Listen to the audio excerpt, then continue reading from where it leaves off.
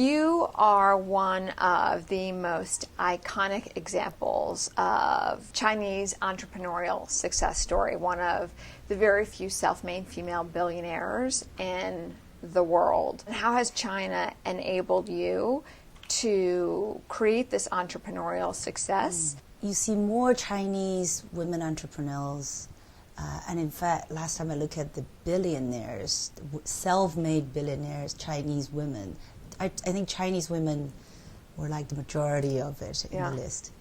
That goes to show you that, one, this has to be the right macro environment to give people a chance to exercise their entrepreneurship. And two is that there must be tremendous opportunities for women, because had it been another country where there's no opportunity for women, then you wouldn't be seeing this. So I think that I benefit a lot from being in the right place and being in the right time. You know, I look at my mother's generation. Nobody had any opportunities, right, and in China. And now you talk to students graduating from school, and if they were, they have a job, and then very soon they begin to think, maybe I can start some business doing this, doing that. And that's where I think there's such a drive of entrepreneurship.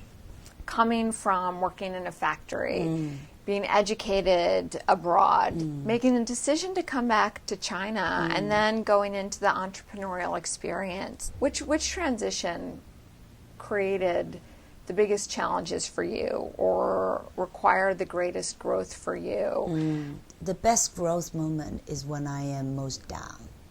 When I have a moment that I just feel, oh gosh, I just cannot do it. Those are always the moment that I reflect a lot, I search a lot, and I can find strength. I remember trying to take our company public back in 2003. I was so certain we can go. And I worked so hard and worked with all the banks. But every step there were obstacles. And it's just not meant to happen, not meant to happen. And then after a year and a half, I was pushing so hard and it just didn't happen.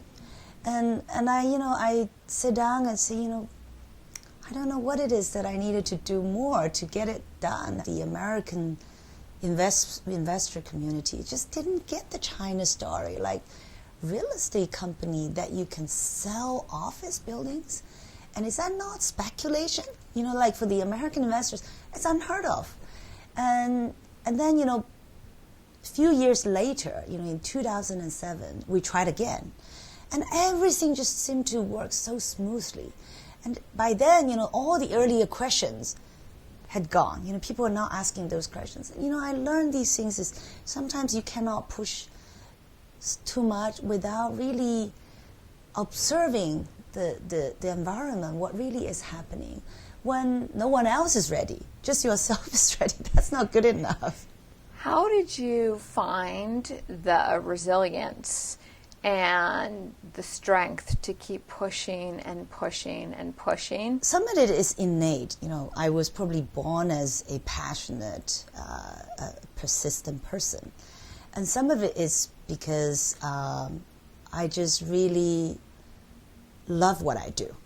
I build buildings, right? I still, to this day, I've been doing this for 16 years.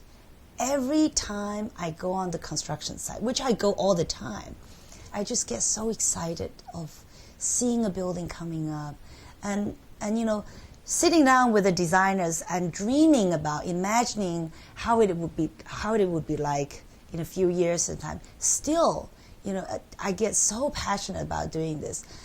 And I think that's just creativity. People need creativity, needs to create. And when you see that you can create a building from nothing, it's just incredibly exciting.